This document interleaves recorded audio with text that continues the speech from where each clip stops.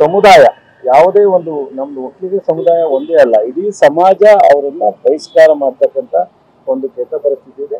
ನಮ್ಮ ಸರ್ಕಾರ ಅವ್ರ ಮೇಲೆ ಶಿಸ್ತಿನ ಕ್ರಮ ತಗೋಬೇಕು. ಈಗಾಗಲೇ ಅರೆಸ್ಟ್ ಮಾಡಿದ್ದಾರೆ, ಕೋರ್ಟಿಗೆ ಪ್ರೊಡ್ಯೂಸ್ ಮಾಡಿದ್ದಾರೆ, ಮುಂದುವರೆದು ಕಾನೂನಿನ ವ್ಯಾಪ್ತಿನಲ್ಲಿ ಏನು ಕ್ರಮ ಜರುಗಿಸ್ಬೇಕು ಅದು ಜರುಗಿಸ್ತಾರೆ. ಆದರೆ ಇನ್ನೂ ಹೆಚ್ಚಿನ ಮಾಹಿತಿಯನ್ನ ಪಡೆದು ಅವ್ರ ಮೇಲೆ ಈ ತರದ ಒಬ್ಬ ಸಾಮಾನ್ಯ ಜನ ಮಾಡಿದ್ರೆ ನಾವು ಕ್ರಮ ತಗೋತೀವಿ, ಒಬ್ಬ ಜನಪ್ರತಿನಿಧಿ ಮಾಡಿದಾಗ ನಾವು ಇನ್ನೂ ಹೆಚ್ಚಿನ ಕ್ರಮವನ್ನು ತಗೋಬೇಕು ಅಂತ ಹೇಳಿ ಮಾನ್ಯ ಮುಖ್ಯಮಂತ್ರಿಗಳನ್ನ ನಾವೆಲ್ಲರೂ ಸಹ ಒತ್ತಾಯ ಮಾಡಿದ್ದೀವಿ. ಯಾವ ರೀತಿಯ ಕ್ರಮ? ಅವನು ಇಲ್ಲ ಸಲ್ಲದನ್ನ ಟ್ವೀಟ್ ಮಾಡಿ ತಪ್ಪಿಸ್ಕೊಳಕ್ ಪ್ರಯತ್ನ ಮಾಡ್ತಾನೆ ಬಹಳ. ಯಾಕೆಂದ್ರೆ ರೆಕಾರ್ಡ್ ಎಲ್ಲ ಸುಟ್ಟಾಕಿದ್ ಗೊತ್ತಲ್ವಾ ನಿಮ್ಗೆ, ಕಾರ್ಪೊರೇಷನ್ ಅಲ್ಲಿ ಆ ತರದೆಲ್ಲ ಬಹಳ ಎಕ್ಸ್ಪೋರ್ಟ್ ಇದ್ದಾರೆ. ಅದರಿಂದ ಈ ತರದ ಕಾನೂನು ವ್ಯಾಪ್ತಿಯಿಂದ ನುಳ್ಸ್ಕೊಳ್ತಕ್ಕಂತ ಪ್ರಯತ್ನನೂ ಅವ್ರು ಮಾಡ್ತಾರೆ. ಅದಕ್ಕೆ ಆ ರೀತಿ ನುಳ್ಸ್ಕೊಳ್ತಕ್ಕಂಥ ಪ್ರಯತ್ನಕ್ಕೆ ಅವಕಾಶವನ್ನ ಕೊಡಬಾರ್ದು. ಸೊ ನ್ಯಾಯಾಂಗದಲ್ಲಿ ನಮ್ದು ಸ್ಟ್ರಾಂಗ್ ಆಗಿ ಪ್ರೆಸೆಂಟ್ ಮಾಡ್ಬೇಕು. ಸೊ ನಮ್ಮ ವಕೀಲರು ಏನ್ ಇರ್ತಾರೆ, ಸೊ ದಾಖಲೆ ಸಮೇತ ಅವನಿಗೆ ಫೀಡ್ಬ್ಯಾಕ್ ಕೊಟ್ಟಾಗ ಮಾತ್ರ ಜುಡಿಷಿಯಲಿ ಅವನಿಗೆ ಶಿಕ್ಷೆ ಆಗ್ಲಿಕ್ಕೆ ಅವಕಾಶ ಆಗುತ್ತೆ. ಅದಕ್ಕೋಸ್ಕರ ಹೆಚ್ಚಿನ ಆಸಕ್ತಿಯನ್ನ ವಹಿಸಿ ಸರ್ಕಾರ ಮಾಡಬೇಕು ಅನ್ನೋದು.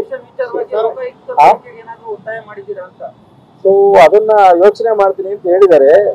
ಸೊ ಮುಖ್ಯಮಂತ್ರಿಗಳು ಬೇರೆ ಏಜೆನ್ಸಿಯಿಂದ ತನಿಖೆ ಮಾಡಿಸ್ಲಿಕ್ಕೂ ಸಹ ಮಾಡಬೇಕು ಅಂತ ಹೇಳಿ ಒತ್ತಾಯ ಮಾಡಿದ್ದೀವಿ. ಲೋಕಾಯುಕ್ತ ಇರ್ಬೋದು, SIT ಇರ್ಬೋದು, ಇನ್ನು ಯಾವ್ದು ಮೂಲಕ ಮಾಡ್ಲಿಕ್ಕೆ ಸಾಧ್ಯ ಅನ್ನೋದನ್ನ ಅದನ್ನು ಸಹ ಯೋಚನೆ ಮಾಡ್ತೀನಿ ಅಂತ ಹೇಳಿದ್ದಾರೆ. ಅದೆಲ್ಲದಕ್ಕೆ ಇವರು ಈ ಮುನಿರತ್ನ ಇದಾರಲ್ಲ, ಫಸ್ಟ್ ಆಫ್ ಆಲ್ ಅವನು MLA ಆಗ್ಲಿಕ್ಕೆ ಅನಲಾಯ್.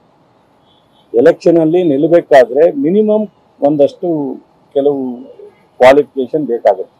ಅಂದ್ರೆ ಮಹಾತ್ಮ ಗಾಂಧಿಯರು ಎಲ್ಲರೂ ನಿಂತ್ಕೋಬಹುದು, ಯಾರು ಎಜುಕೇಶನ್ ಕ್ರೈಟೇರಿಯಾ ಇಲ್ಲ ಇನ್ನೊಂದಿಲ್ಲ ಅಂತ ಅಂದಾಕ್ಷಣಕ್ಕೆ ಈ ತರ ಕ್ವಾಲಿಟೀಸ್ ಇರಬಾರ್ದು.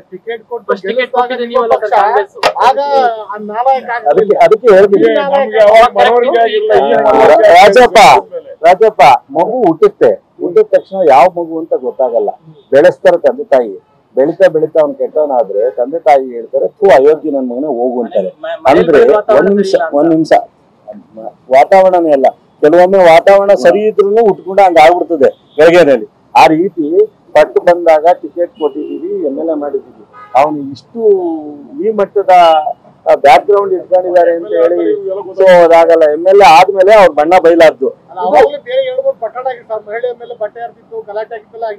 ಹೌದು, 2-3 ಜನ ಕೌನ್ಸಿಲರು ನಮ್ಮ ಎಂತದ್ದು